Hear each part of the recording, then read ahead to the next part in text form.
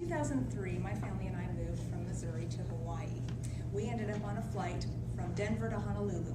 It was an overnight flight, so I asked the flight attendant for a pillow and a blanket for each of the 5 of us, and she proceeded to tell me that was going to be $10 per person.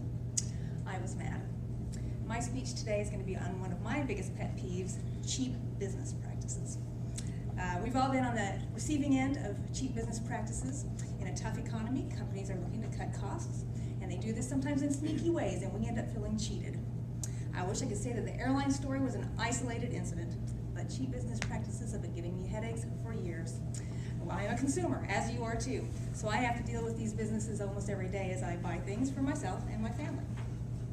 The cheap business practices that annoy me the most are poor customer service, deceptive packaging, and bogus fees.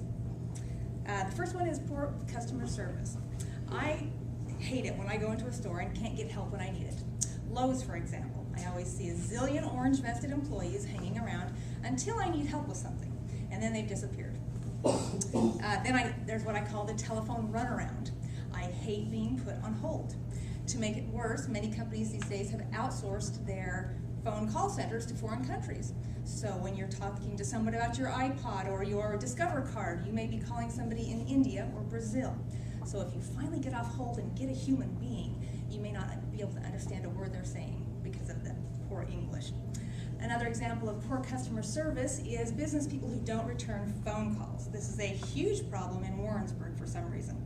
Last year I needed some roof work done, called about 5 or 6 roofers and left messages, and not a single one returned their phone call, or my call.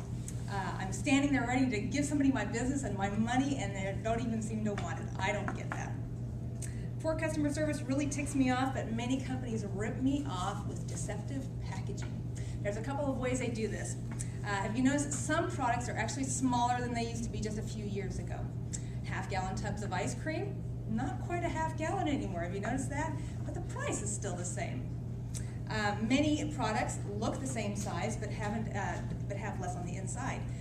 A peanut butter jar, for example, looks the same size, but they have that dome thing at the bottom of the jar now, so you actually get less. That makes me crazy. Another way that companies do this is by offering refills that are outrageously expensive, like computer printers.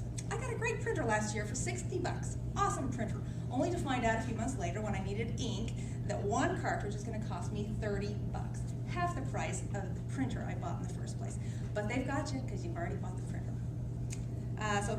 Poor customer service and deceptive packaging get me angry, but nothing lights me up like those bogus fees.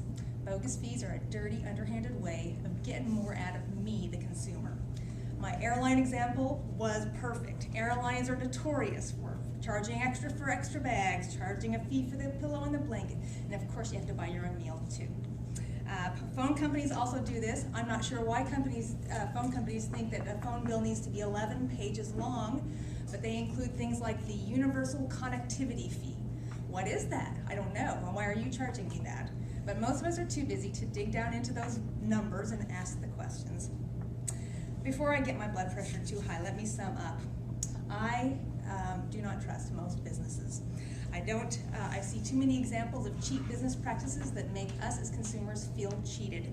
The ones I have addressed are poor customer service, deceptive packaging, and bogus fees. An unknown businessman once said, if we don't take care of our customers, someone else will. So if these things truly bother me, I need to let these businesses know by taking my business elsewhere. And I'd